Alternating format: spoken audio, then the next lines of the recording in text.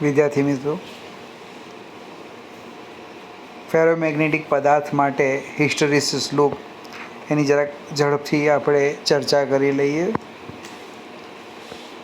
જે દ્રવ્યનું મેગ્નેટાઇઝેશન શૂન્ય હોય તેવો એક ફેરોમેગ્નેટિક પદાર્થ સોલેનોઇડમાં મૂકેલો છે.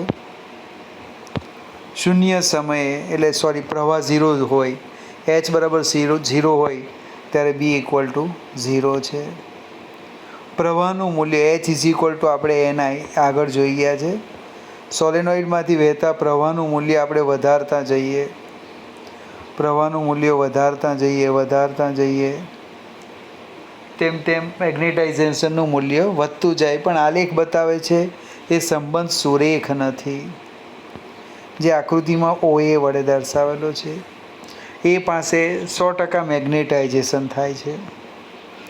હવે પ્રવાહની દિશા આપણે બદલવા નથી પણ મૂલ્ય ઘટાડતા જઈએ તો ઘટાડતા આપણને આ AB ભાગ મળે છે. પ્રવાહ શૂન્ય થઈ ગયો, સોલેનોઇડમાંથી પસાર થતો પ્રવાહ 0, પણ B is not equal to 0. બને જ્યારે H ઇક્વલ ટુ 0 હોય ત્યારે જે Bનું મૂલ્ય મળે એને તે દ્રવ્યની રિટેન્ટિવિટી મળે છે, રિટેન્ટિવિટી કહે છે.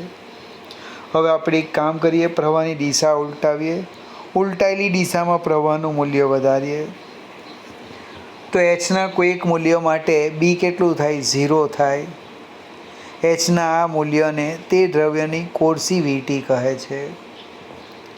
ઉલટાયેલી દિશામાં પ્રવાહનું મૂલ્ય વધારીએ, એ અહીંયા B હતો, આ C, તો આપણને CD મળે છે. પ્રવાહનું મૂલ્ય ઘટાડીએ, ઘટાડતા DE મળે. દિશા ઉલટાવી ફરીથી પ્રવાહનું મૂલ્ય વધારીએ તો EA મળે છે. ગઈકાલે આપણે લગભગ આટલી ચર્ચા કરી હતી. સેજ આગળ જઈએ. આ રિટેન્ટિવિટી, કોર્સિવિટી. હવે કાયમી ચુંબક.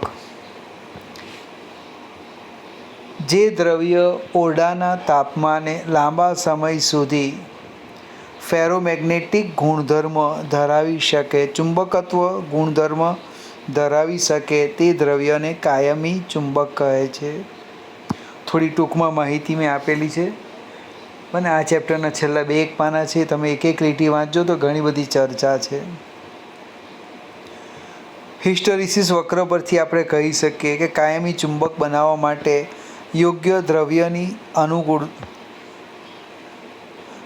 દ્રવ્ય શોધવાની અનુકૂળતા થાય છે.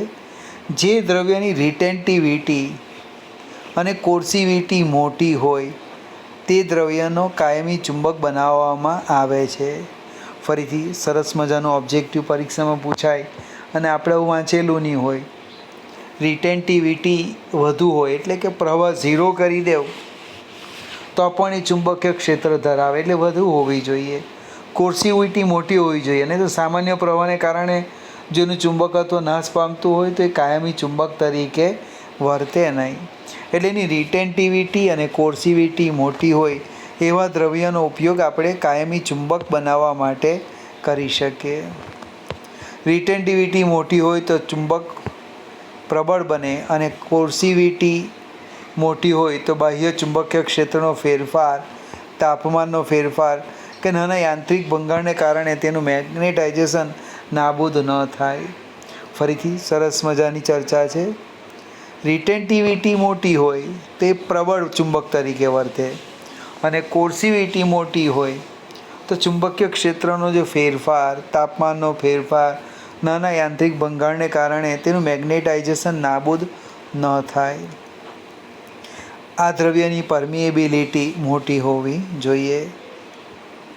અને ઉદાહરણ તરીકે સ્ટીલ, અલ્નિકો, કોબાલ્ટ, સ્ટીલ અને ટિકોનાલ એવા કંઈક ચોપડીમાં ઉદાહરણ લખ્યા છે, એ જોઈ લેવું. સેજ આગળ જઈએ.